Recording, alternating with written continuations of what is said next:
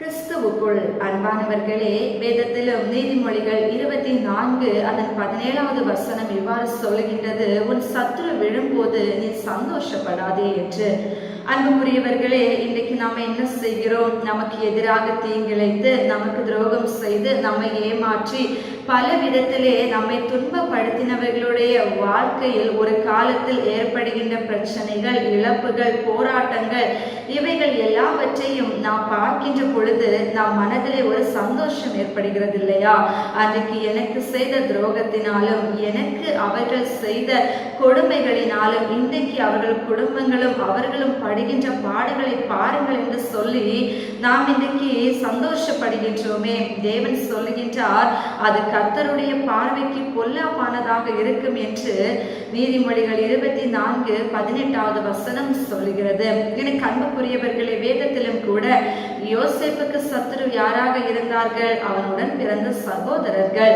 வெறும் குளிர் தூக்கி போட்டார்கள், பின்பு கிரயத்திற்கு விற்று போட்டார்கள். அடிமையாக போன பிறகும் கூட யோசேப்பு, எனக்கு துரோகம் செய்தார்களே, என்னை ஏமாற்றினார்களே, என்னை இவ்வாறு பழி வாங்கி விட்டார்களே என்று சொல்லி அவன் ஒருபோதும் தன் மனதிலும் சரி, தன் வாயின் வார்த்தைகளினாலும் சரி, அவர்களுக்கு எதிராக எதிரடையாக நிற்கவும் செய்யாமல் அமைதியோடு கூட அந்த சூழலை ஏற்றுக்கொண்டு பயணிக்க ஆரம்பித்தான். தேவன் அவனுடைய இருதயத்தை பார்த்து அவனை எல்லாவற்றுக்கும் அதிகாரியாக அமைத்தார் என்றோ. இந்த வேளையில் என்ன நடக்கிறது? யோசேப்புக்கு துரோகம் செய்து சத்துருவாக நின்று அவனுக்கு பலவிதமான இடர்பாடுகளை கொடுத்தவர்களுடைய வாழ்க்கையிலே பஞ்சம் வருகிறது. இப்பொழுது தானியம் கொள்வதற்காக எகிப்துக்கு தான் தேடி வந்தார்கள். அங்கே இருப்பது யோசேப் என்று அவர்களுக்கு தெரியாது. ஆனால் யோசேப்பு பார்த்த உடனே தன் சகோதரர்கள் என்று அறிந்து கொண்டான். உடனே யோசேப்பு சந்தோஷப்பட்டானா, எனக்கு தீமை செய்தார்கள், என்னை குழியில் தூக்கி போட்டார்கள், என்னை விற்று போட்டார்கள், இன்றைக்கு அவங்களுக்கு சாப்பாட்டுக்கு கூட வழி இல்லாம பஞ்சத்துல என்ன தேடிதானே வந்திருக்காங்க, ஏன் காலில் வந்துதானே கர்த்தர் விழ பண்ணியிருக்காங்கன்னு சொல்லிட்டு அவன் பெருமை பேசல, சந்தோஷப்படல. அவன் அந்த இடத்துல எனக்கு பண்ண துரோகத்துக்கு கிடைச்ச தக்க தண்டனைன்னு சொல்லி அவன் பெருமை பாராட்டல.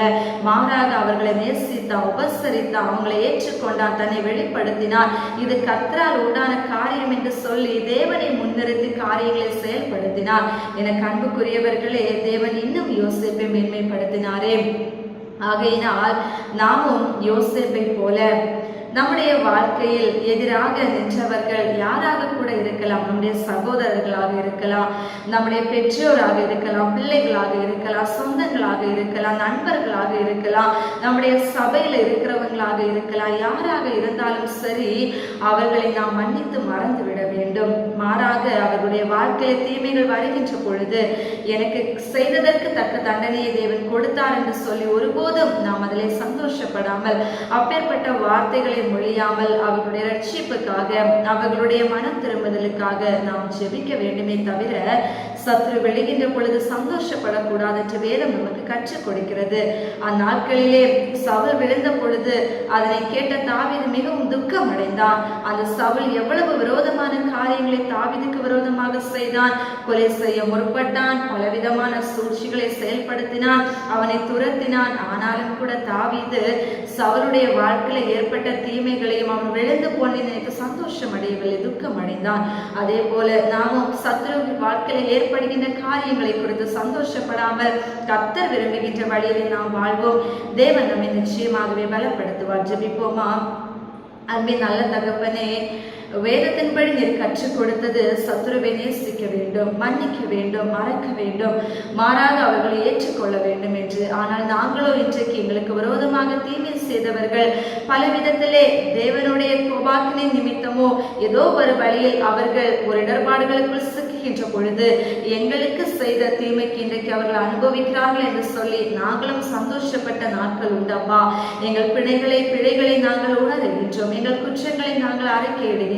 இனிமேல் தேவன் விரும்பாத இப்பேற்பட்ட செயல்களிலும் சரி, எங்களுடைய வாயின் வார்த்தைகளையோ எங்கள் இருதயத்தின் எண்ணங்களையோ நாங்கள் ஒப்புக் கொடுக்காமல் கர்த்தர் விரும்புகின்ற பாதையில் எங்களுடைய இருதயத்தின் நினைவுகளையும் வாயின் வார்த்தைகளையும் அறிக்கையிடுவதற்கு கர்த்தர் எங்களுக்கு உதவி செய்ய வேண்டும் என்று ஜெபிக்கிறோம்ப்பா. நீங்க அப்படி செய்கிறதற்காக நன்றி ராஜா.